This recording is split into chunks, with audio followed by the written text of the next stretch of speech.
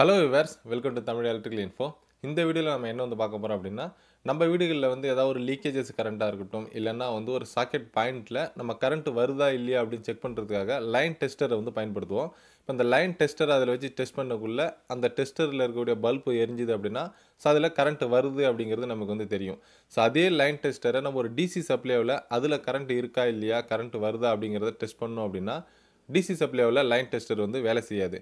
So ஏன் இந்த DC சப்ளைவில் line tester work ஆகுறது இல்லை, ஏசி சப்ளைவில் மட்டும் ஏன் வேலை செய்யுது, இந்த சந்தேகம் பார்த்தீங்கன்னா நிறைய பேருக்கு ஏற்பட்டிருக்கும். ஸோ இந்த சந்தேகத்துக்கான பதிலையும் விளக்கத்தையும் தான் அந்த வீடியோவில் நம்ம டீட்டெயிலாக பார்க்க போகிறோம். வாங்க வீடியோக்குள்ளே போகலாம்.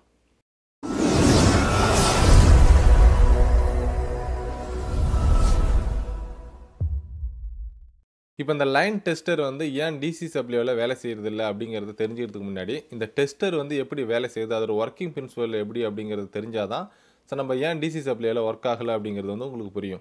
இப்போ இந்த டெஸ்டரை பொறுத்த வரைக்கும் ஸோ அதில் உள்ள பயன்படுத்திருக்கக்கூடிய எக்யூப்மெண்ட்ஸ் எல்லாம் பார்த்தீங்கன்னா, முதல்ல ஃபஸ்ட்டு இருக்கக்கூடிய அந்த மெட்டல் டிப்பு பயன்படுத்திருப்பாங்க. டேரெக்டாக நம்ம சப்ளையில் கான்டாக்ட் பண்ணுவோம்.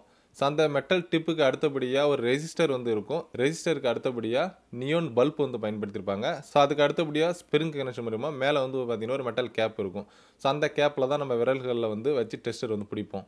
ஸோ இந்த கனெக்ஷன் எல்லாமே பார்த்தீங்கன்னா சீரியஸாக இருக்கும். ஸோ இப்போ ஒரு டெஸ்டரை நம்ம சப்ளையில் கனெக்ட் பண்ணக்குள்ள ஸோ அந்த மெட்டல் டிப்பில் இருந்து தான் ஃபஸ்ட்டு பார்த்தீங்கன்னா கரண்ட் ஃப்ளோ கிடைக்குது. ஸோ இப்போ நம்ம கரண்ட் பார்த்தீங்கன்னா ஸோ அந்த மெட்டல் டிப்பு வழியாக இந்த நியோன் பல்புக்கு வந்துடும். ஸோ இந்த நியோன் பல்பு ஒர்க் ஆகணும், அது எரியணும் அப்படின்னா ஸோ அந்த கரண்ட் பார்த்தீங்கன்னா அந்த பல்ப் வழியாக ஃப்ளோ ஆகணும். ஸோ அப்போ கரண்ட் ஃப்ளோ ஆகணும் அப்படிங்கிறப்போ ஸோ அந்த கரண்ட் ஃப்ளோ ஆகிறதுக்கான ரிட்டன் பாத் நமக்கு தேவைப்படும். கரண்ட் ஃப்ளோ அந்த ரிட்டன் பாத்து கிடைச்சாதான் அது ஃப்ளோ ஆகும். அப்போ தான் அந்த பல்ப் எரியும். எங்கேருந்து கரண்ட் ஃப்ளோ ஆகிறதுக்கான பாத்து கிடைக்குது அப்படின்னா நம்மளோட விரல்கள்ல இருந்து தான் கிடைக்குது. நம்ம அந்த மேலே இருக்கக்கூடிய கேப்பில் விரல் வைக்கும்போது ஸோ நம்ம உடம்பு பாடி வழியாக அந்த கரண்ட் ஃப்ளோ ஆகி அது கிரவுண்டுக்கு போகுது. இது மூலயமா ஒரு ரிட்டன் பாத் ஏற்பட்டு தான் இந்த டெஸ்டரில் இருக்கக்கூடிய பல்ப் பார்த்தீங்கன்னா எரியுது. ஸோ இதோட ஒர்க்கிங் பிரின்சிபல் பார்த்தீங்கன்னா இதுதான். இப்போ நம்ம உடம்பு வழியாக போகக்கூடிய அந்த கரண்ட் கிரவுண்டுக்கு போய் அது எங்கே போகுது அப்படிங்கிற சந்தேகம் உங்களுக்கு ஏற்படலாம். ஸோ அது எங்கே போகுது அப்படின்னா ஸோ அதோட சோர்ஸுக்கு போகும். இப்போ சோர்ஸ் அப்படிங்கிறது நம்ம டிரான்ஸ்ஃபார்மர்லேருந்து சப்ளை நமக்கு கிடைக்குது. ஸோ அந்த டிரான்ஸ்ஃபார்மரில் ஏசி சிங்கிள் ஃபேஸ் சிஸ்டத்தை பொறுத்த வரைக்கும் ஃபேஸ் நியூட்ரல் அப்படின்னு ரெண்டு பயன்படுத்துகிறோம். ஒரு பல்பை நம்ம எரிய வைக்கணும் அப்படின்னா ஃபேஸையும் நியூட்ரலும் கனெக்ட் பண்ணால் தான் பல்ப் ஒர்க் ஆகும். ஸோ அந்த ஃபேஸ் நியூட்ரல் வழியாக ரிட்டர்ன் ஆகும்போது தான் ஸோ அந்த பல்ப் வழியாக அது கரண்ட் ஃப்ளோ ஆகும்போது தான் ஸோ அது க்ளோ ஆக ஆரம்பிக்குது. ஸோ அதே போல் இப்போ டிரான்ஸ்ஃபார்மரில் நமக்கு கிடைக்கக்கூடிய அந்த சப்ளையில் நியூட்ரலில் அங்கேயே பார்த்திங்கன்னா கிரவுண்ட் பண்ணிவிடுவாங்க. ஸோ அப்படி அங்கே கிரவுண்டு பண்ணுறதுனால தான் நம்ம ஒரு டெஸ்டரை நம்ம பயன்படுத்தக்குள்ள ஸோ அந்த நம்ம பாடி வழியாக கரண்ட் ஃப்ளோ ஆகும்போது அதோட சோர்ஸுக்கு அது போகிறதுனால அது ரிட்டர்ன் பார்த்து எடுத்து ஸோ டெஸ்டரில் உள்ள பல்ப் எரியுது. ஸோ இதில் பார்த்தீங்கன்னா டெஸ்டரை நம்ம பிடிக்கிறதுனால நம்ம உடம்பு வழியாக கரண்ட் ஃப்ளோ ஆகிறதுனால நமக்கு ஏன் எலக்ட்ரிக் ஷாக் ஏற்படல, இந்த சந்தேகமும் உங்களுக்கு இப்போ ஏற்பட்டிருக்கும். ஸோ இதுக்கான பதிலை நான் ஏற்கனவே தனியாக ஒரு வீடியோ நான் போட்டிருக்கேன். அதில் டீட்டெயிலாக நமக்கு ஏன் எலக்ட்ரிக் ஷாக் அடிக்கிறது இல்லை டெஸ்டர் யூஸ் பண்ணுறதுனால அப்படிங்கிறது தெரியும். அந்த வீடியோ பார்க்காதவங்க அதை பார்த்தீங்க அப்படின்னா உங்களுக்கு அது விவரமாக புரியும். சரி, இப்போ நம்ம டாபிக் வருவோம். இப்போ ஏன் டிசி சப்ளைவில் டெஸ்டர் ஒர்க் ஆகுறது இல்லை, அதோட பல்ப் ஏன் டெஸ்டரில் உள்ள பல்ப் எரியறது இல்லை. ஸோ இதுக்கான பதில் பார்த்தீங்கன்னா ரெண்டு ரீசன் இருக்குது. ஸோ மொதல் ரீசன் அப்படிங்கிறது பார்த்தோம்னா இந்த டெஸ்டர் இருக்கக்கூடிய அந்த நியோன் பல்பு உள்ள நியோன் கேஸ் இருக்கும். ஸோ அந்த கேஸ் அயனைஸ்டு ஆகணும் அப்படின்னா அதுக்கு ஒரு குறிப்பிட்ட அதிகமான வோல்டேஜ் தேவைப்படும். இப்போ நம்ம டிசி சப்ளையை பொறுத்த வரைக்கும் நம்ம பயன்படுத்தக்கூடிய வோல்டேஜ் பார்த்தீங்கன்னா ஸோ 12 வோல்ட் 24 வோல்ட் வரைக்கும் நம்ம பயன்படுத்துகிறோம் நார்மலாக. ஸோ இப்போ இந்த 12 வோல்ட் 24 வோல்ட் சப்ளை பார்த்தீங்கன்னா அந்த கேஸுக்கு கிடைக்கிற போது அது அயனைஸ்டு ஆகாது. அதனால் அந்த பல்ப் பார்த்தீங்கன்னா ஸோ க்ளோ ஆக முடியாமல் இருக்கும். ஸோ அது ஒரு காரணம். ஸோ இப்போ ஒரு சில பேருக்கு சந்தேகம் ஏற்படலாம், அப்போ கொஞ்சம் அதிகமான வோல்டேஜ் இருக்கிற டிசி சப்ளை, உதாரணத்துக்கு 48 வோல்டேஜ் 110 வோல்ட் இருக்கக்கூடிய டிசி சப்ளைவில் அப்போ எரியுமா அப்படின்னா அப்பயும் எரியாது.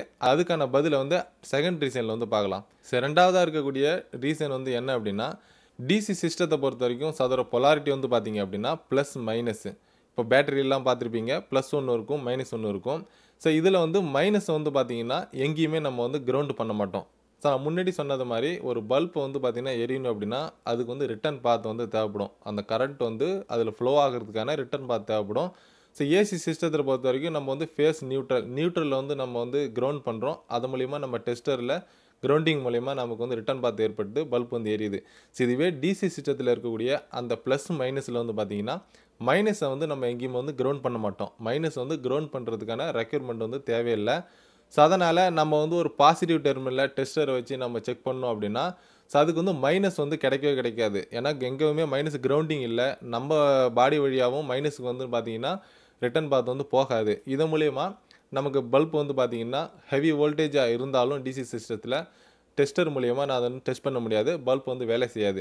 இப்போ ஏன் வந்து மைனஸை நம்ம வந்து கிரவுண்ட் பண்ணக்கூடாது? டிசியில் மைனஸை கிரவுண்ட் பண்ண ஏதாவது ப்ராப்ளமா அப்படின்னா, இப்போ டிசி சிஸ்டத்தில் கூட அந்த ப்ளஸ் மைனஸில் உதாரணத்துக்கு ஒரு 110 வோல்ட் இருக்க டிசி சப்ளை இருக்குது அப்படின்னா, ஸோ அதோட பவர் சப்ளை வந்து பார்த்தீங்கன்னா பாசிட்டிவில் வந்து பார்த்தீங்கன்னா ப்ளஸ் 55 வோல்ட்டாகவும் நெகட்டிவில் வந்து பார்த்தீங்கன்னா -55 வோல்ட்டாக தான் இருக்கும். ஸோ இதனால் நம்ம வந்து அங்கே மைனஸை வந்து அங்கே கிரவுண்ட் பண்ணுறதுக்கான ரெக்யர்மெண்ட் வந்து தேவையில்லை. இப்போ டிசி சப்ளையில் மைனஸை வந்து நம்ம கிரவுண்ட் பண்ணாதனால தான் நம்ம டெஸ்டரை வந்து டிசி சப்ளை வச்சு டெஸ்ட் பண்ணக்குள்ளே நமக்கு டெஸ்டர் வந்து வேலை செய்கிறதில்ல. ஸோ இந்த வீடியோ பார்த்தீங்கன்னா ஒரு ஷார்ட்டான சின்ன வீடியோ தான். இருந்தாலும் இதோட டாபிக் வந்து பார்த்தீங்கன்னா ரொம்ப வேல்யூபிளான டாபிக். நிறைய இன்டர்வியூஸில் கேட்கக்கூடிய கொஸ்டின் வந்து பார்த்தீங்கன்னா இந்த கொஸ்டினில் வந்து கேட்பாங்க.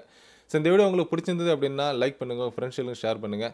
தமிழ் எலக்ட்ரிக்கல் இன்ஃபோ சேனல் இது வரைக்கும் சப்ஸ்கிரைப் பண்ணலாம், சப்ஸ்கிரைப் பண்ணிக்கோங்க. பக்கத்தில் உள்ள பெல் ஐக்கானை கிளிக் பண்ணி வச்சுக்கோங்க. அப்போ தான் உங்களுக்கு நான் அப்லோட் பண்ணுற வீடியோஸ் உடனுக்குடன் வந்து கிடச்சிட்டு இருக்கும். அடுத்த ஒரு நல்ல வீடியோவில் சந்திக்கலாம். நன்றி, வணக்கம்.